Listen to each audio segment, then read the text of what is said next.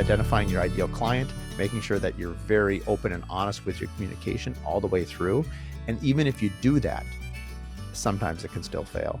And understanding that that's part of being a business owner. It's not easy.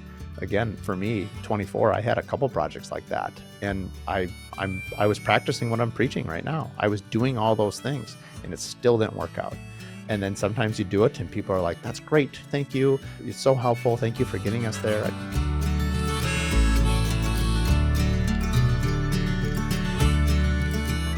Welcome to Career Splitter Podcast. I'm Mark Williams, your host. Today is Thursday, which is our Q&A.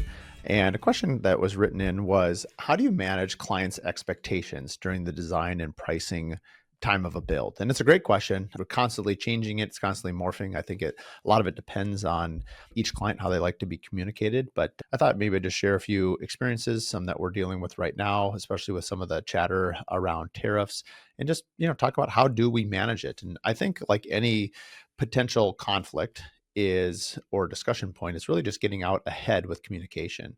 We recently were working with a client on a build, and we knew ahead of time. We just kind of created a grid spreadsheet talking about their land cost, the cost of their design, their architects, their design, the furnishings, the time frame, financing, and just laid it all out for them of all the things they need to consider. A lot of times as a builder, especially as a custom home builder, they're coming to us and we're just maybe one piece of the puzzle.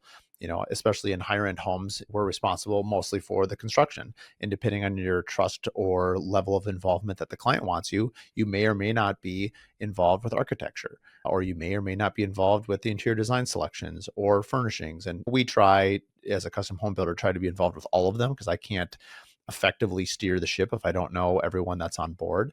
But not everyone has that experience. There are times where a client we're working on two right now, where the client is bringing us the plans and they've already designed it. I have very little options to change the price. I have one where the client is several $1 million over budget with another builder.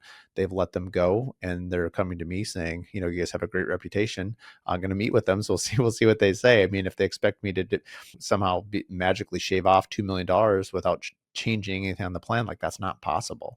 And so that is one of the hardships about designing a home. And then as the builder being the second one in, how can you effectively what can you do? I feel like your opportunity to educate the client really starts before you even sign a contract, before you have that first design meeting, assembling the team, and then really every single time you have a meeting, sort of coming back.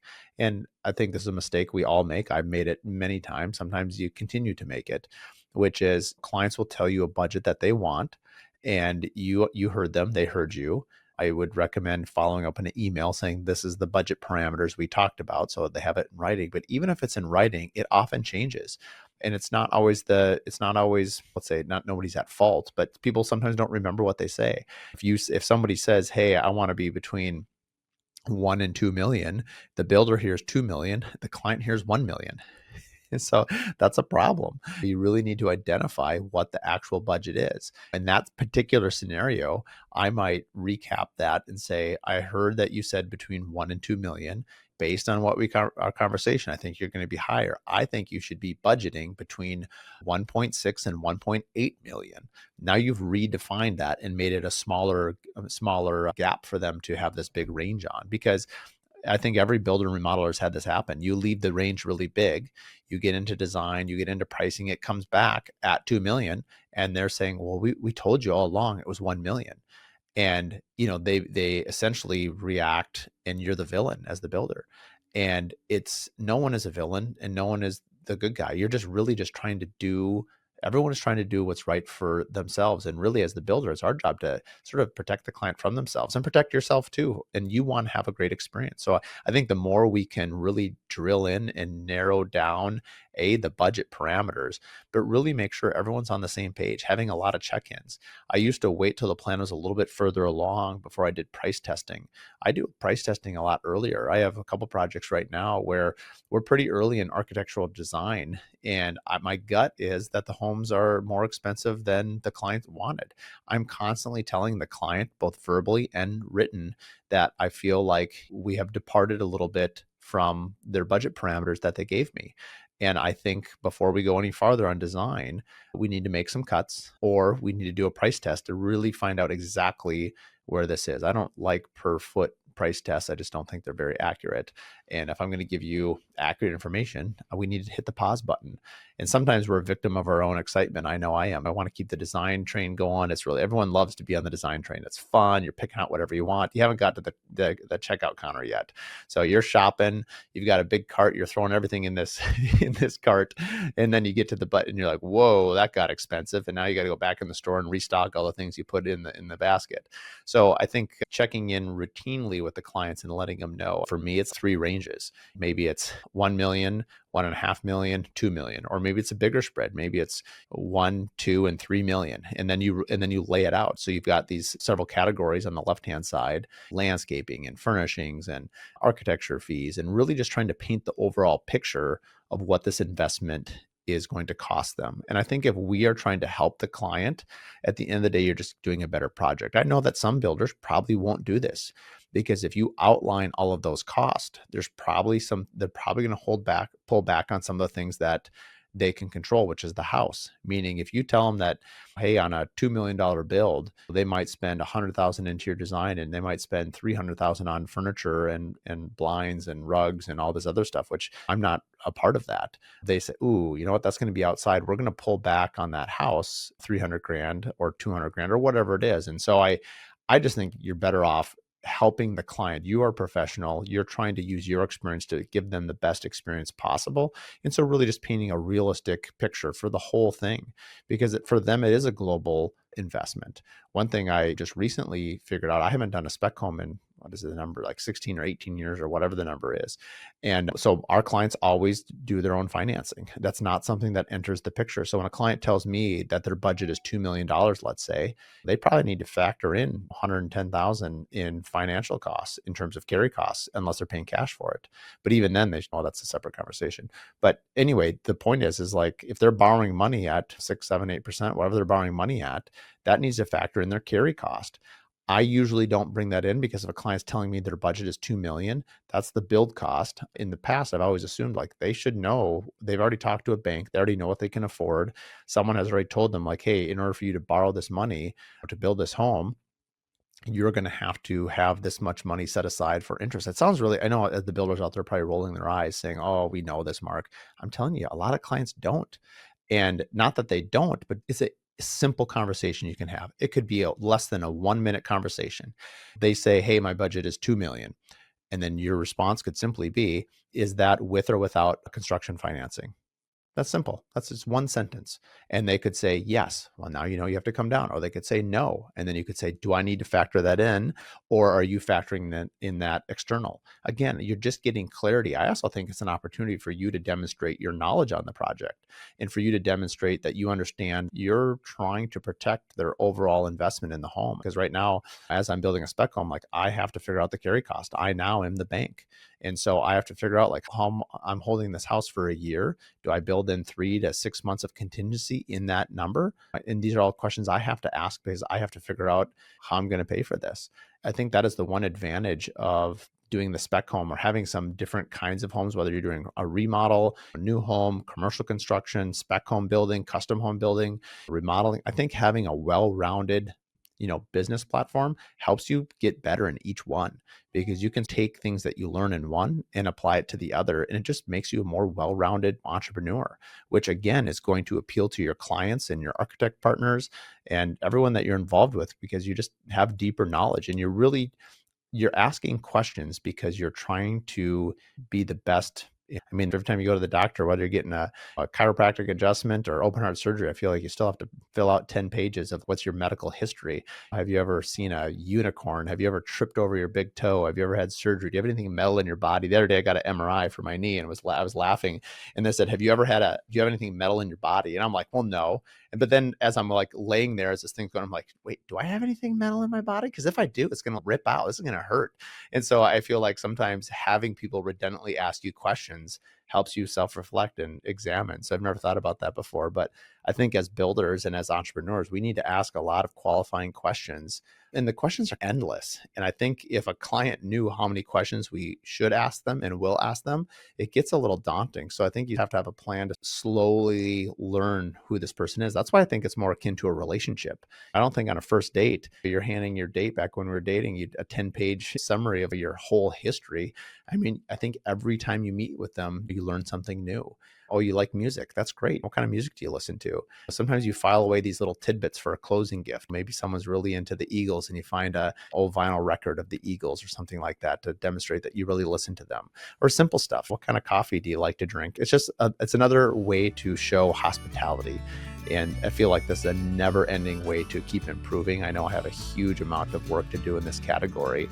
Sometimes even knowing what to do, you just either don't do it, you don't prioritize it, you don't have the time, you don't make the time, whatever it might be.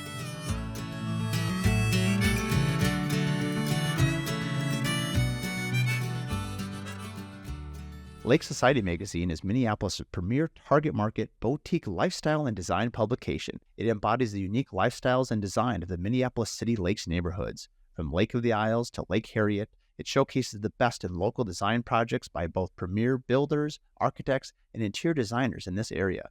Lake Society magazine has the look and feel of a national publication with glossy covers, high-end finishes. It's mailed directly to upper bracket single-family homeowners in the City Lakes area, and it's the perfect local coffee tabletop publication. Subscriptions can also be available through the website lakesocietymagazine.com. Additionally, publisher and founder Karen Steckel has over 27 years in the local magazine publishing industry and has a passion for high-end photography and quality graphics. Her commitment to quality, visual simplicity, and beauty are strongly reflected in her beautiful Lake Society magazine. Going back to the original question is, how do you overcome some of this? I think one of my common things that I tell people is that inevitably most people during the design process get a little excited, their eyes get a little big, you design the house a little bit, maybe bigger, fancier, you don't know what it costs. So right now you're in playland. Why not? Let's add some beams here. Let's add a vaulted ceiling here. Let's add a sunroom. Let's add a pool, whatever it might be. And then when you get to reality check time of pricing it out, they forget about all the things that you added as a team. And I say as a team because you were there too, as the builder. If you're sitting in on these architect meetings, you have a voice, you can raise your hand and say, hey, Mr. and Mrs. Client, I think, just so you know, this is probably going to add $250,000 for this pool. Is that something you want to do? And, but even if they do that, again, a lot of times people forget what they say, even if it's documented, even if you're right, even if you've sent them an email recap saying, today we added a pool, they said their budget was originally 2 million. You get to the bid presentation and it's 2.5 million. And the only thing they see is it's 2.5 million. How did we get here? And then you have to slowly use your experience and say, well, this is how we got there. We added the pool, that was 250. We added this, we added that, and we can take those off. And I think really just patiently walking them through the things that they added as a team and showing them there's a path backwards. I think the real danger is if their budget's 2 and you're at 10 million or 2 and 8 million or something so far off that there's no chance you can modify that plan. Now there's a chance where they can get really angry and the relationship can really sour depending on how you play it and the temperament of the client and honestly the temperament of the builder and the architect partners as well.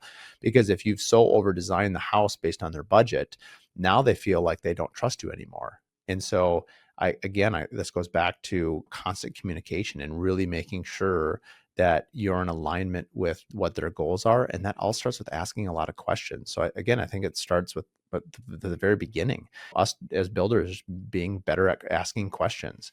And so inevitably, even if you do a great job of asking questions, you've got a great team, inevitably the house usually does come in over budget and is usually bigger than they initially wanted. So even before we price test out, a lot of times your instincts kick in. You're like, this house seems a little heavy in terms of cost. Are you guys open to making some design changes right now? And so we have a client right now who's very receptive and just a great communicator.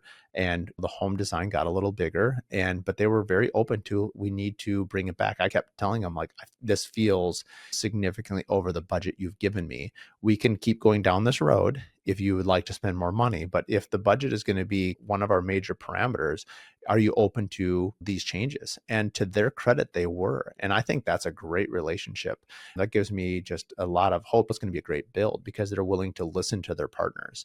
And I love that when that happens. What becomes difficult is when the clients will not listen to the advice. So they're saying, no, we love the design, but we don't want to change anything. I had this a year ago where a client, they had a very set budget, and I said, no problem, we can work with it within that budget, and we certainly could. We designed the home, and they kept adding and adding. In every single meeting, I told them, you're adding. I sent them written documentation, you're adding. We got to the final pricing, and we were 35% over their initial budget. Not that shocking, frankly, because they kept adding. And I said, don't worry. I said, here's all the things that we added. We can actually get you all the way back to your original goal.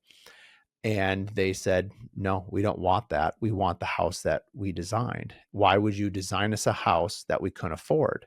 And I felt like that was a really difficult place to be in because I said, I've been telling you every single time we meet that we're over budget. It's your home.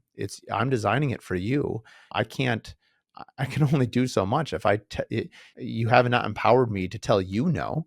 And as long as you keep saying yes, I'm raising the flag and saying this is too expensive. Are we good to go? And so that becomes a really difficult position because telling the client that they're wrong or telling the client that I don't like the word fault, like it's your fault. It's the collective teams. How do you solve it as a team? And you can always get there as long as communication always stays open on all the parties. But if one of the party members says, I'm not going to talk anymore, or I'm not going to listen to reason, that's it. It's over. There's not much you can do. And in some ways, it's like a relationship. I talk a lot about relationships on the podcast, but it's true. It's for a marriage to work. Both parties want to have to work at it. That's the only way it works, at least in my experience, unless someone else has the golden marriage advice here. But if one person doesn't want it to work, it won't work. And I think the same is true of building a home. If the builder and the client want to make it work, you will make it work. You will figure out a way. You will get there. Both parties compromise. You get through it, and you both have the end and goal. We want to build you a home. You want to move into it and enjoy this home. We'll figure out a way through. But when one party doesn't want to do that, it could be either party. It could be the builder. It could be the client. If that happens, you've got really difficult problems. And so anyway, going back to communication, I think identifying your ideal client, making sure that you're very open and honest with your communication all the way through. And even if you do that, sometimes it can still fail. And understand that that's part of being a business owner. It's not easy. Again, for me, 24, I had a couple projects like that. And I was practicing what I'm preaching right now. I was doing all those things and it still didn't work out. And then sometimes you do it and people are like, that's great. Thank you. It's so helpful. Thank you for getting us there. I just got a text the other day. I asked a client to write in we have a city council meeting tonight, actually. And I asked some of my past clients to write a letter just saying, hey, our company's a great company. We think they do a good job with this conditional use permit, those types of things. And then later the client texted me and she's, I just miss working with you guys. You guys were so great to work with. And it's like getting texts like that from your clients who you built it for 2-3 years ago or however long it's been it's a treat. It really makes you enjoy, fills up that emotional gas tank to keep doing it because we do have a lot of hurdles as business owners to overcome. We do have a lot of difficult scenarios to navigate. And then having really satisfied, happy clients that reach out to you and are willing on short notice to write a letter of recommendation to support you, it's a special thing and it shouldn't be undervalued. I have been speaking a lot lately on the podcast. I think it's important for us builders to remember what an important role that we play for families, regardless of what strata of home you build or remodel. Like you're working in someone's home, that someone's going to live there, someone's going to sleep there, someone's going to eat there. They're going to have their memories with their family there.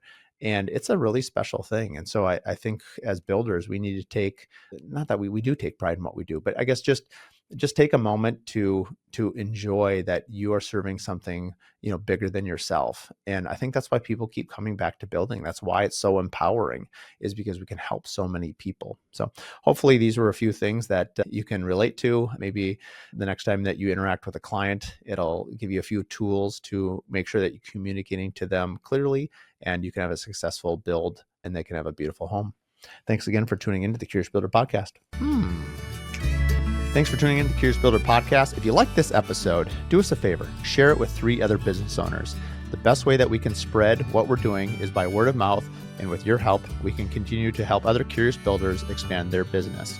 Please share it with your friends, like and review online, and thanks again for tuning in.